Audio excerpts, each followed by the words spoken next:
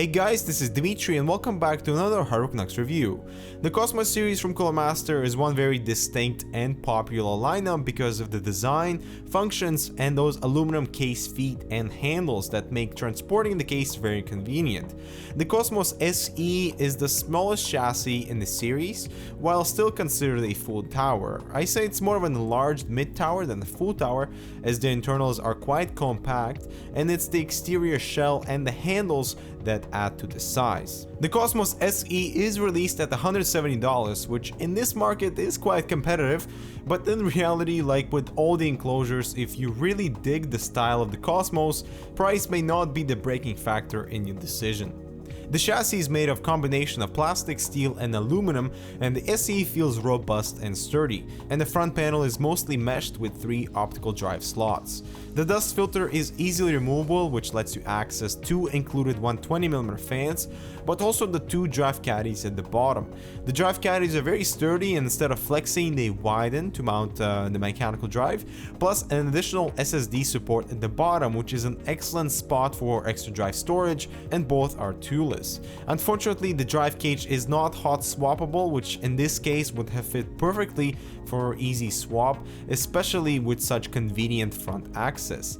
Another thing I don't particularly like is the design of the front intake. Now, for one, the bottom optical cover blocks almost half of the top fan, and the cover is not filtered, so you're definitely losing airflow. And second, there's just so much resistance on the internal drive gauge that the front intake will not appropriately penetrate through to get to the rest of the internals. All the connections are located at the top with 4 USB ports, audio jacks, power and reset button, and an LED switch for the front fans. Now we've got the windowed version here, which looks really sleek and fits in with the overall design of the chassis. And the right side panel also has a similarly shaped outdent that will provide extra clearance for all the wiring. At the back, usual scenery here with an exhaust fan, 7 PCI slots and a power supply bracket. There are 2 dust filters included at the bottom, one for your power supply and the other at the front, which is quite pointless given there are no bottom fan mounts. Also important to mention the rubber pads on the aluminum case feet to prevent sliding and scratching the floor. The top panel is easily removable with just 1 thumb screw, which also has a built-in dust filter. Here you can see the handles are securely mounted onto the frame, so really no worries of carrying a loaded build. Here you can also mount fans above the frame, which would be perfect for push and pull 240 or 280mm radiators with strips instead of just holes for flexible mounting. So let's get inside the Cosmos SE and take a look at what type of functionality it offers for a full tower. First thing to notice is the built-in drive cage frame that has a few tricks up its sleeve, like the flexible orientation of the drives, and taking off the front panel completely and removing all the drive caddies plus a few screws, the drive cage walls are removable. I would say this is not the best system, as you can see they're quite thick, and regardless of the cutouts they will still be heavily restrictive for the front airflow. Removing all the cage walls and you get clearance for front radiator, and Cooler Master includes brackets that allow installation of 240, 280 and 360mm radiators for the case. The brackets coincide with mounting holes on the frame, but unfortunately mounting a 240mm rad at the very top position doesn't let you fully secure the brackets because there are no appropriate holes at the bottom, so you can either move the bracket to the middle, which has appropriate mounting holes. However, removing the bottom cage lets you securely mount a 240 or 280mm rad, but this means sacrificing all the drive storage as cage walls don't fit with the radiator installed.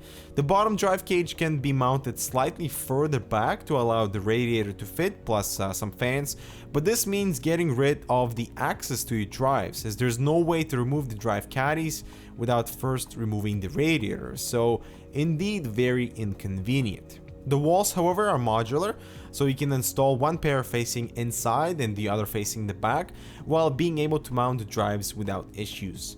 You can also mount 2 optional fans on the cage walls for improved intake, but this means having a clearance of 10 inches for your graphics card, which is very limiting for a full tower. And turning the case around, it's good to see utilization of space for extra 2 SSDs with very simple mount, and not too much to say about the rear, but the Cosmos SE is equipped with plenty of cable tie mounts and rubber grommets and cutouts underneath the motherboard that will sure be useful.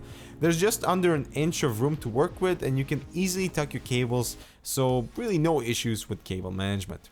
And starting with the assembly, mounting the power supply from the rear is very convenient, but it was a slight tight fit. And we've got only 2 motherboard standoffs pre-installed, a little lazy from Cooler Master I think, but we do get the insert for fast installation of those standoffs, and putting our standard ATX motherboard in, and the case already feels quite full. It certainly doesn't feel like working with a full tower. We do get about 6 centimeters until we hit the memory from the top, and while not bad, it is going to be a very compact system if you decide to water cool. And starting with cable management, the build cleans up very well, to no surprise, and to fit our GTX 590 I had to remove one of the cage walls, which brings back my point that the whole drive system is inefficient and still very restrictive even if no drives are installed.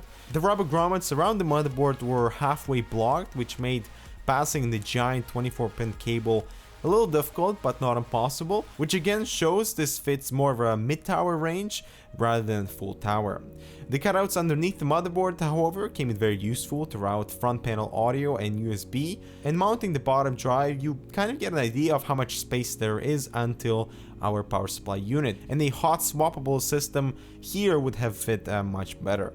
Flipping the case around, all the cables are well secured, and really nothing negative to say as the assembly went completely smooth. And to conclude with our pros and cons list, I think the Cosmos line is certainly one of the best looking cases with aluminum handles that allow portability, easily removable dust filters, innovative drive caddies, and okay water cooling capabilities that don't necessarily come without compromise, so you do lose out on all of the front drive storage if you wish to mount a 360mm rad at the front, plus an incredibly restrictive front airflow with all the cage walls, and that one optical cover at the top that covers pretty much half the fan.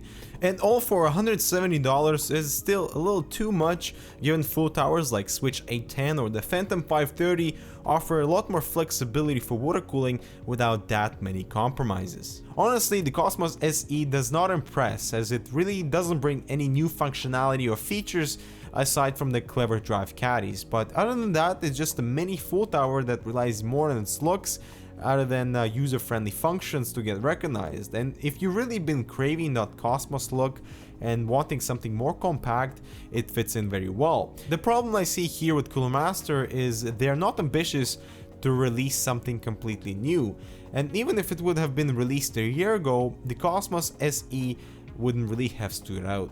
But let me know what you guys think of this new addition to the Cosmos series in the comments below. We'd love to hear what you think, and as always, thanks for watching, and we'll see you in the next review.